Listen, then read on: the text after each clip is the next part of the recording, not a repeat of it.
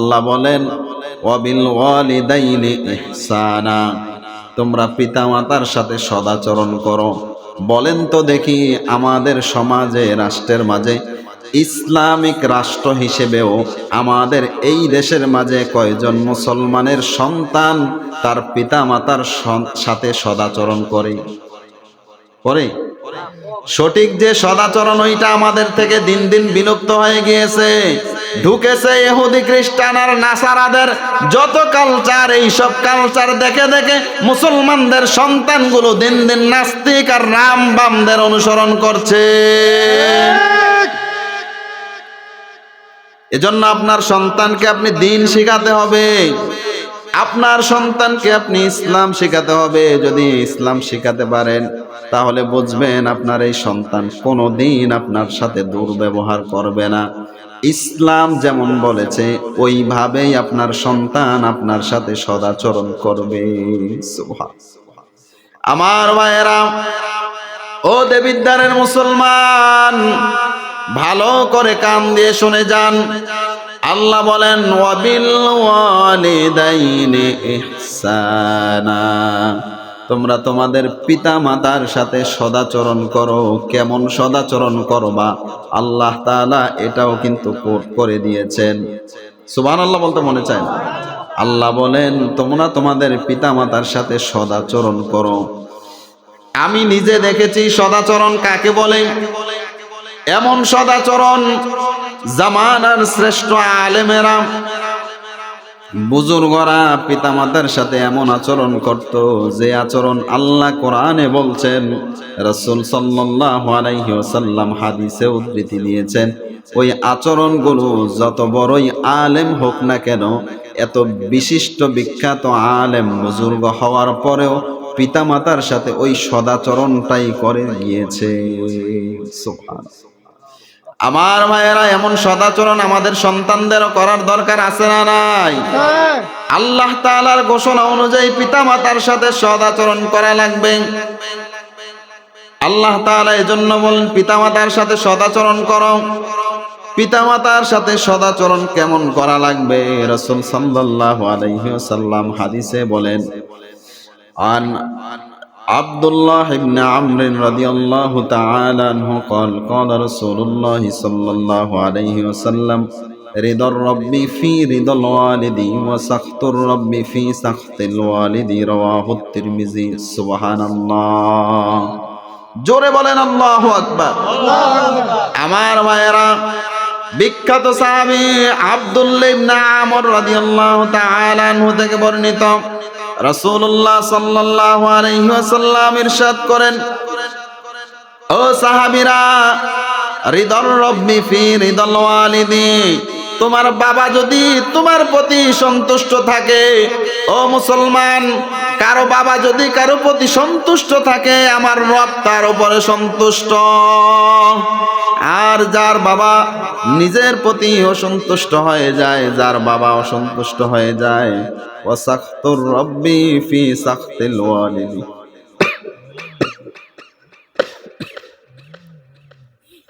ও মুসলমান,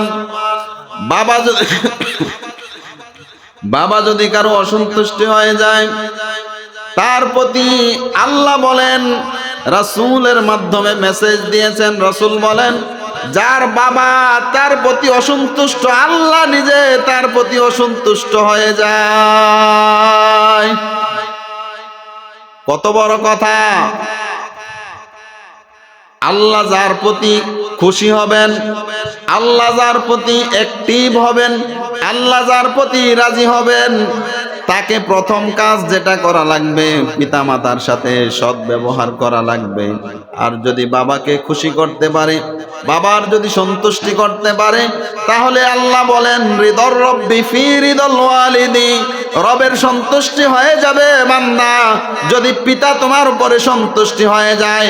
যেই সন্তানের উপর বাবা সন্তুষ্ট, যেই সন্তানের প্রতি বাবা আঙ্গুল দিয়ে বলে, বাবা তোমার উপরে আমি বাবা সন্তুষ্ট, আমি খুশি হয়ে গেলাম, আল্লাহ বলেন আমি নিজেও ওই বান্দার প্রতি খুশি হয়ে যাই।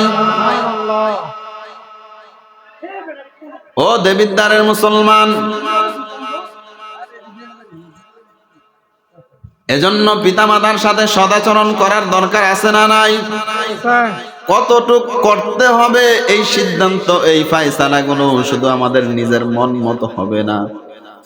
আমি নিজে দেখেছি চান্দিনার পৌরসভাতে এক কুলাঙ্গার, যেই বাবা জন্ম দিল, যেই বাবা নিজে মায়ের সাথে মেলামেশা করে জন্ম দিল, এত কষ্ট করে ছোট্টবেলা থেকে লালন পালন করেছে, এত যত্ন করে, এত আদর করে, নিজে না খেয়ে সন্তানকে খাইয়েছে। কথা বলেন না কেন? আজকে যারা বাবা এখানে উপস্থিত হয়েছেন, বলেন তো দেখি, বাবা হিসেবে সন্তান যতটুকু চায় সন্তানের মুখের হাসি ফুটানোর জন্য বাবার কলিজা উজাড় করে। এই কি হয়েছে এখানে?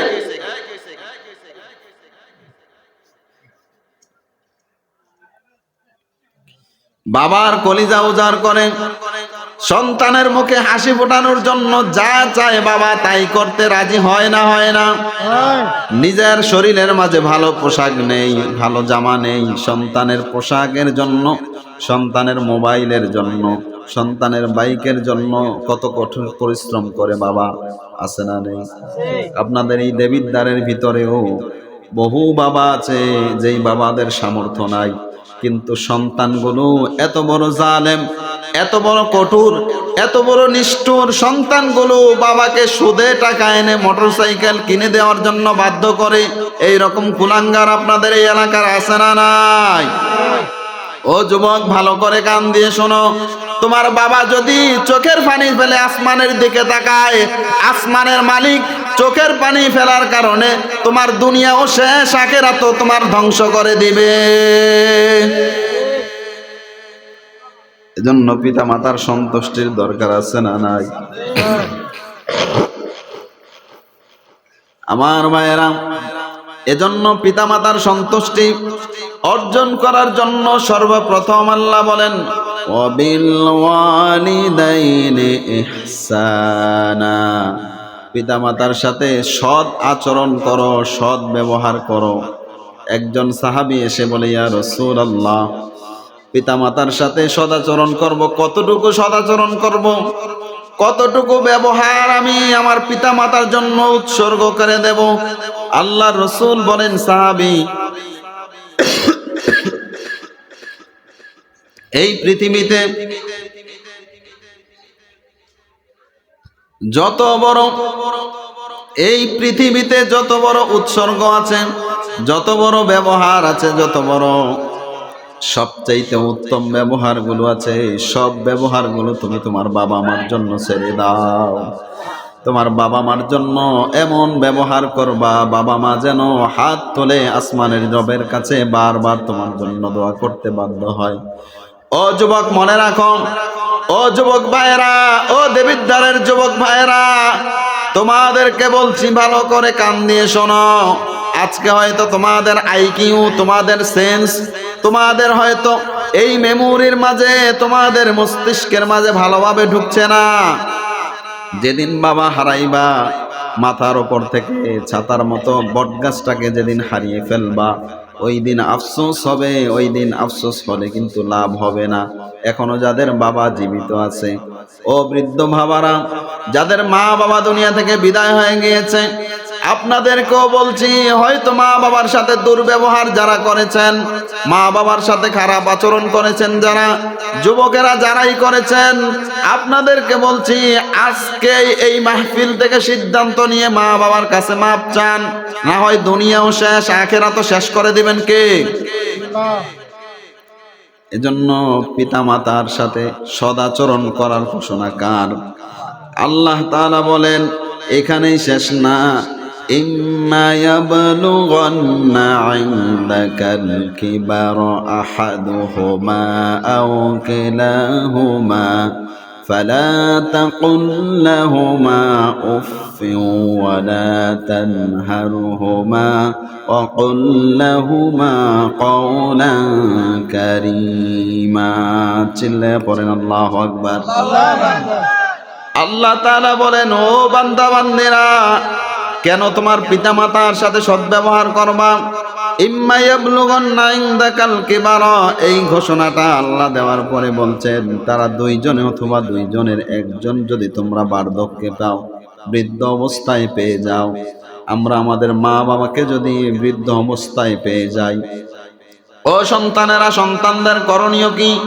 এই ঘোষণায় সিদ্ধান্ত আল্লাহ দিচ্ছেন তোমাদের করণীয় কি শোনো। দুইজনের একজনকে যদি বৃদ্ধ অবস্থায় পেয়ে যাও, তাহলে তোমরা কি করবা জানো নাকি? আল্লাহ বলেন এই দুইজনের একজন বৃদ্ধ অবস্থায় যদি পাও অথবা দুইজন, দুইটাই হতে পারে, সমস্যা নাই। তাহলে মনে রাখবা এই দুইজনের সাথে এমন আচরণ করতে হবে, এমন ব্যবহার করতে হবে, কোনোদিন এক সেকেন্ডের জন্য তোমার মা বাবা যেন উফ শব্দ উচ্চারণ না করে।